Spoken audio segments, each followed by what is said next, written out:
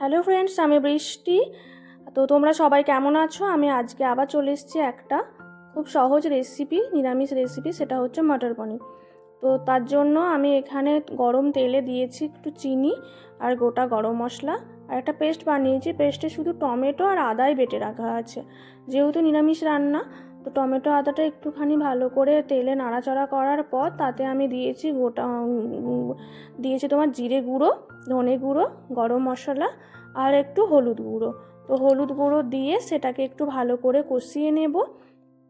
কষানোর পর যেহেতু নিরামিষ রান্না, একটু ভালো করে না কষালে ভালো হয়ও না। আর আমি গরম মশলাটা কেন এখনই দিয়ে দিয়েছি বলো তো? তো গরম মশলাটা না এখনই যদি দিয়ে দেওয়া হয় তো একটু বেশ মশলার সাথে মিশে যায়।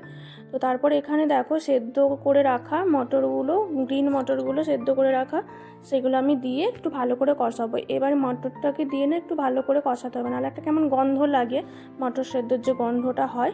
তো এবার ভালো করে মটরটা কষাবো একটুখানি হালকা আঁচে। একটুখানি ভালো করে না কষিয়ে রাখলে তো নিরামিষ রান্না ভালো লাগে না খুব একটা। তো ভালো করে করলে দেখবে নিরামিষ রান্না ভালোই লাগে। আর মাঝে মাঝে মনে হয় না নিরামিষ রান্নায় কী করবো, তো তোমরা মটর পনির কিন্তু বানিয়ে দেখতেই পারো, এই এত সহজে চটপট হয়েও যায়। তো ওটা আমি একটু জলও দিয়ে একটুখানি মটরগুলো না ফুটতে দিয়েছি। ফুটলে গন্ধটা চলে যাবে আর মশলাগুলোও বেশ মটরের সাথে মিশে যাবে। তো তারপর আমি এখানে দিয়েছি ফ্রোজেন পনির, যেহেতু তো একটুখানি গরম জলে আমি একটু ফুটিয়ে নিয়েছি। তো সেই পনিরগুলো দিয়ে একটু নাড়াচাড়া করলেই এটা প্রায় রেডি রেসিপিটা। আর এতে আমি দেবো একটুখানি কাসুরি মেথিটা অ্যাড করব যাতে একটুখানি টেস্টটা আরও একটু ভালো লাগে। তো যদি ভিডিওটা ভালো লেগে থাকে তো সবাই লাইক কমেন্ট শেয়ার করে দিও। তোমরা এটা বাড়িতে বানাতে পারো।